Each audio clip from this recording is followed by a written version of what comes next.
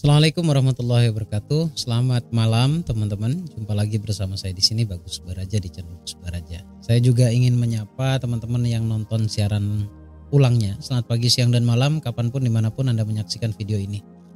Semoga Allah berikan ketenangan ya, zahirul batin, kesehatan zahir, jasad, dan batin kita. Kemudian Allah lancarkan semua urusan kita dan juga diberikan kemudahan untuk setiap melangkah menuju impiannya. Amin ya rabbal alamin. Teman-teman, seperti yang saya janjikan di video sebelumnya bahwa saya ingin memperdengarkan ke Anda salah satu voice note yang ada di grup alumni webinar Gus Baraja. Ini kayaknya baru beberapa kali aja sih. Apa yang dia capai, dan kemudian setelah kita mendengarkannya saya juga akan jelaskan bagaimana dia bisa mencapai apa yang dia inginkan atau keajaiban lah istilahnya kayak gitu ya. Baik, kita perdengarkan langsung saja. Ini dari Mbak Ai, baru 1-2 kali mungkin ikut webinarnya. Dan kebetulan nanti saya tanggal 29 April mengadakan webinar dengan tajuk atau tema mental healing, penyembuhan luka batin. Di sana akan detail sekali menjelaskan tentang luka batin itu apa dan sampai Anda bisa tahu bagaimana cara mengatasi luka batin Anda. Baik, kita langsung perdengarkan saja dari Mbak Ai-nya ya. Assalamualaikum semuanya yang ada di grup ini. Jadi saya mau cerita sedikit. Banyak sekali perubahan dalam hidup saya sejak kenal Gus Baraja ini. Ikut webinar, tonton video YouTube. Banyak masalah saya, mulai dari kejadian yang berulang, ditipu teman yang gak bayar-bayar hutang. Alhamdulillah setelah nerima ikhlas dengan semuanya, Allah kasih kemudahan, ketenangan hati, dan rezeki uang. Dapat uang 40 juta dari calon suami, dan semua yang hilang itu diganti Allah lebih dari apa yang hilang. Dan saya selalu ingat pesan Gus setiap hari, jangan lupa bersedekah, bersyukur atas nikmat Allah.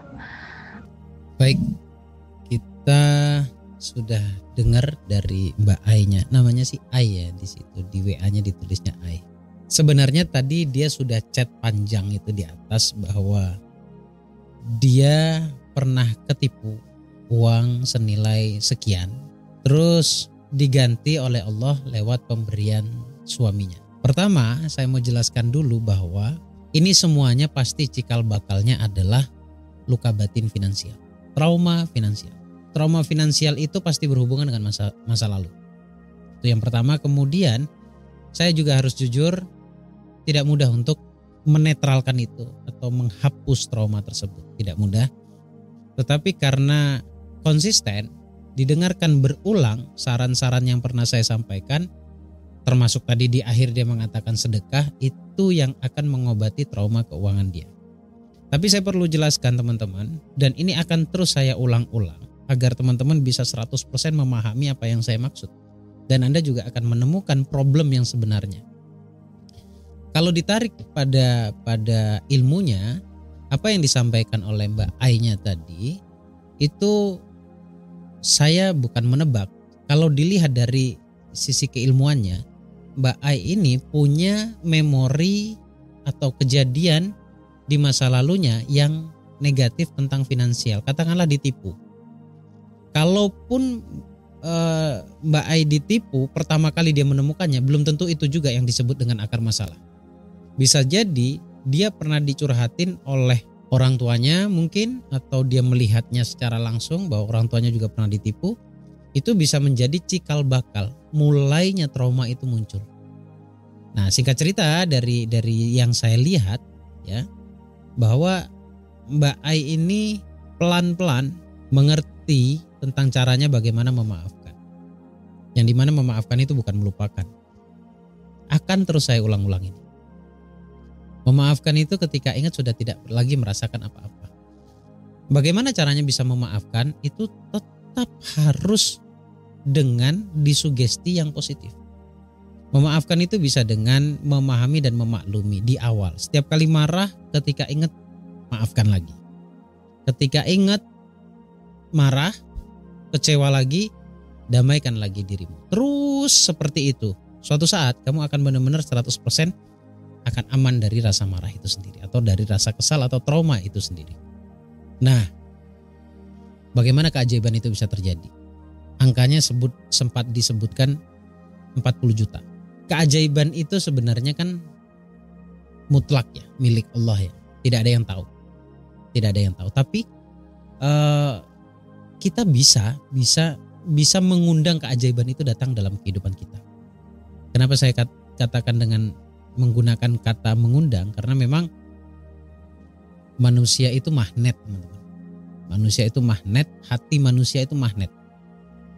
Cuma tidak semua orang tahu caranya. Padahal memang sudah jadi magnet. Gak perlu saya ajari tentang jadi magnet, udah jadi magnet. Ya.